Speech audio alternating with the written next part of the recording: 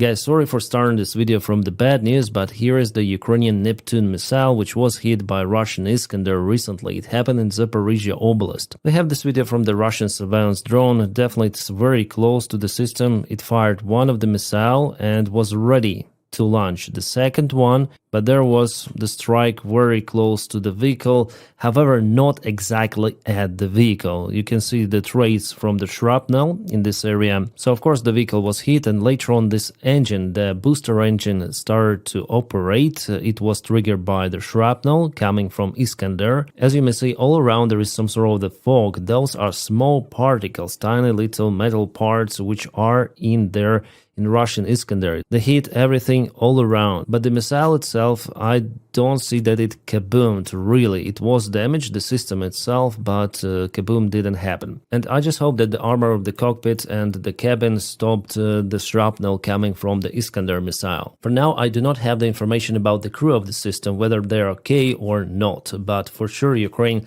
lost one of the launchers. It was at least significantly damaged, and at least one of the missiles was damaged too. By the way, it was not this new modification of Neptune, it was the standard R360 missile, with kind of the limited range but still capable. So again, Russia works in combination with ballistic missiles and also surveillance drones. Ukraine uses the similar tactics with HIMARS, but Iskanders obviously they have way longer range compared to HIMARS standard missiles. I would say that Neptune was hit very close to the front lines, 25 kilometers away. Nevertheless, I still have questions how Russians knew that it would be deployed at this specific spot. Because Neptune is the mobile vehicle, there is the small time window for it to launch missiles and leave the place. So my speculation is that Russians knew about this launch well before someone gave this information. I know that I always say like that, then Ukrainian Patriots were also demolished by Russian Iskander, a couple of the HIMARS systems, and it all gives us the question how it happens. I would understand about the military airfields, Ukrainian bases, which are stationary, but here, no. I have lots of the questions here. Yeah, this is like one more variant of the vehicle. It has the armor, cockpit and cabin all together. Probably this Neptune launcher was the one, or at least this type, judging on the video. Guys, today I told you about Ukrainian ship which was hit by something. At first I saw that it was the Russian cruise missile, but I was wrong, we have more data. Russians openly share it, and this is the video filmed by the drone boat. It's the first time I see the Russian strike using the drone boat. Yeah, they learn from Ukraine. Guys, this is bad. Especially if we check out the place where it happened, right at the border with Romania. This is Dunaba River, so the ship was out there. This river is the border between Romania and Ukraine. You may see it on this map, right? So Russian drone somehow went into the river, maybe over here, maybe over here. The actual place is unknown, but Russia has capabilities to go into the rivers even and to maneuver their drones into boats, ships, and other infrastructure. And this is happening right at the edge or even touching the NATO territory. Actually, before we haven't seen published successful tests of the Russian drone boats, most of them failed, but now we see them in action. And it was, I guess, also Ukrainian mistake not looking forward for this possible threat. Again, if you check out this video, crew was not alerted. They saw the drone just before the impact. That's it. And I wonder what happened to the ship, because Russians say that it sank down. Well, it could be like that. I guess we'll have more information tomorrow. So what Ukraine should do is to put some gates like Russia did near the Kerch Bridge or near Sevastopol, plus arm the crew, alert them, maybe install some of the turrets, deploy the Coast Guards, maybe with Romania together, because it's actually the border. This case is definitely not good. If Ukraine had Navy fleet, it would be under the significant threat, but Ukraine has just few of the ships. None of them are deployed in the Black Sea, but even in the rivers there is the threat. Today there is the tragedy happened in Poland with one of F-16s, and this pilot, whose name is Maciej Krakowiak, I hope I spelled this correctly from Polish. He was the commander of the Tiger demo team, and there was the training flight of him piloting F-16 and it crashed. Yeah, we have this video showing the last moments, so the airplane went to the loop or on the loop. It was very close to the ground. Everything was working fine, and simply there was not enough altitude. The airplane crashed into the ground, turned to the firewall. So clearly miscalculation from what I see. Again, the engine was working. It seems like the airplane was controllable. Yeah, it was just visual miscalculation of the pilots. Even professional pilots do mistakes. Unfortunately, this one cost the life for this pilot, and luckily no one on the ground was hurt. Yeah, huge loss, and Polish guys, my condolences to you, especially for family of this pilot. Yeah, sorry guys for the bad news at the beginning of the video, but I think that those are important, so I want to tell them at first. From the good news, we have still not confirmed information, but Russians write about it that Druzhba pipeline is under the strike again. Magyar performing his duty task, and I wonder if we'll have one more message from Peter Siarto or someone from Hungary. They really love this Druzhba pipeline, don't they? Again, guys from primary unit are doing their task in the best way possible, but you may see that those drones, they're kind of clumsy. It's hard to control and point them directly to the target.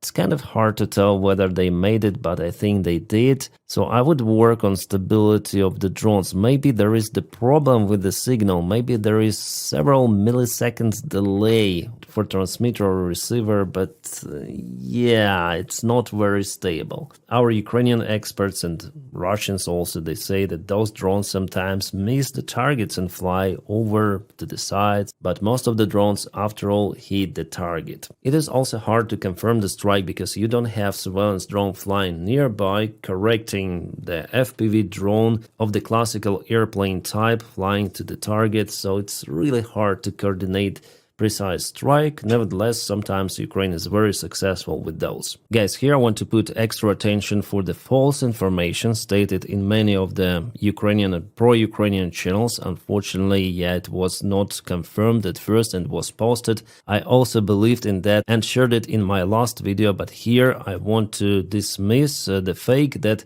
indeed PBS engines, those small jet engines, were not used for Shahed drones. And here we have the statement of the company itself. They say that it's not possible. They say that the engines are visually similar to PBS engines but not manufactured by PBS. We deny any involvement in this case. No evidence suggests that PBS engines is used in Shahed 238 drone. So because they look similar, or in this case the same, I would say, it doesn't really mean that PBS supplied their engines to Russia. No, Russians or Iranians could buy those engines and basically copy them. Sorry guys from PBS company, but this engine really looked like yours.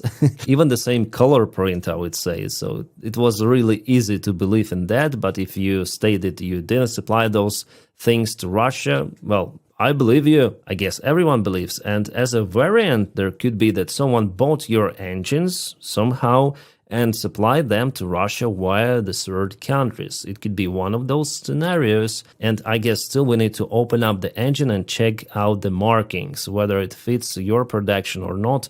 I think it may not fit because they could copy your engines and use them elsewhere, mostly on Shaheds, yeah. But definitely this company, in its intention, has nothing to do with the strike. As you see, guys, I always happy to say that I was wrong, then I was definitely wrong. It was really hard to cross-check. By the way, what's the White House reaction on today's strike on the Ukrainian capital city, and not only? General Keith Kellogg, the president's special envoy, has described these attacks as egregious. Do you agree with that description, and do you view President Putin as an impediment to getting peace between these two countries? Well, it's not about if I agree, it's about what the president thinks, and I know what the president thinks because I talked to him about this. He was not happy about this news, but he was also not surprised. These are two countries that have been at war for a very long time. Russia launched this attack on Kyiv, and likewise, Ukraine recently dealt a blow to Russia's oil refineries. They have taken out, as a matter of fact, 20% of Russia's oil refinery capacity over the course of their attacks throughout the month of August. So the president is continuing to watch this intently, and this killing, unfortunately, will continue as long as the war continues, which is why the president wants it to end. So here she tried to compare the strikes of Ukraine on Russian oil refineries. Then journalists asked her about the strikes on civilian infrastructure. I think there are two big differences here. So Donny again is not happy. Is not happy about the Russian strikes. Putin, stop! He shouted many times before, but after all he met with Putin and he's kind of fine with that dictator. Maybe because he wants to be dictator himself, but in fact he's just an orange clown. And here we go, this night could be really interesting for Russia. Ukraine launched some of the drones to the Russian airspace. Crimea, Krasnodarsky Krai, Kursk, Voronezh, Moscow Oblast. Maybe I'll have something to speak about the next morning, because kabooms will happen for sure. And yeah, there is already some of the kaboom happen in Oriol city of Russia. Interesting start. Alright, now officially the Department of State of the United States of America approved the selling of 3,350 Iran missiles, extended range attack munition, for Ukraine. So this will be purchased by European partners and delivered to Ukraine. It's not the direct military support of the United States, no, but at least like that Ukraine may have some of the long-range tools. I think I told you about Iran munition not long time ago, so I will not put a lot of attention on that, but what we know that this specific shell was designed especially for Ukraine. Maybe that's why this deal was confirmed. Ativo soviético or russo. Yeah, we may not know Portuguese. Yeah, I'm sure that some of guys who watch me from Brazil, from Portugal, they know Portuguese. President today stated that Donald Trump is Russian or, Soviet or Russian spy, he says. For Portugal president, it seems like it is clear. Well, I'm not sure about this one. Like, everything could happen. My own conspiracy theory or speculation is that Russians have something on Donald Trump. Some videos from Epstein Island or something like really, really huge. That's why he's not willing to push Russia in any sort of the way. Yeah, it's kind of interesting to hear this stuff from officials already of the countries. And Portugal is not the last country in the European Union. Alright, there is also the situation with the Russian submarine fleet. According to the satellite images, the submarine bases for Russian Northern Fleet appear to be almost empty. It means that Russian submarines, which are carrying nuclear missiles, are somewhere in their mission. Attack submarines are currently out to sea, possibly in response to recent charges in defensive posture by nuclear-powered submarines operated by United States, Navy and NATO. And just yesterday on my stream I monitored the Flight Radar 24 where some of the reconnaissance aircraft were flying trying to find Russian submarines close to Scotland, but it seems like they didn't find any. Yeah, like this one, NATO hunts for Russian submarine in Arctic, Boeing P-8A Poseidon.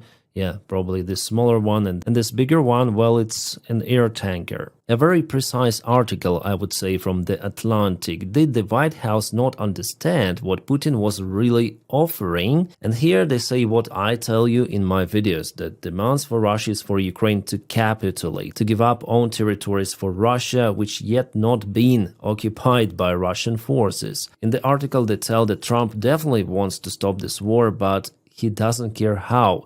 So occupation of Ukraine is just one more option for Donny. He wants just to be this peacekeeper and he doesn't care what might happen next in a few years. That's why we see this reaction from Europe like, Donny, what are you doing? No, Ukraine will not give up its territory to Russia. It's the threat not just for Ukraine but for entire Europe. So yeah, very nice article, I read it, and journalists, they know more than Donald Trump, White House officials. They definitely want to knock to Donald Trump's head that, guy, what are you doing? Even his favorite news outlet, the New York Post, they told Donald Trump that no, Putin is a dictator. You cannot make the deal on demands of the dictator. No. But it seems like Donny's brain is out. Maybe the remains of the brain leaked from his ear and then the shooter did kind of the clumsy job. Yeah, trying some humor here, but the situation is actually sad. My friends, I filmed some videos today and please check them out as well. By the way, you may support my job on Patreon. The link for my Patreon page is in the video description right below. Thank you guys for supporting my motivation, and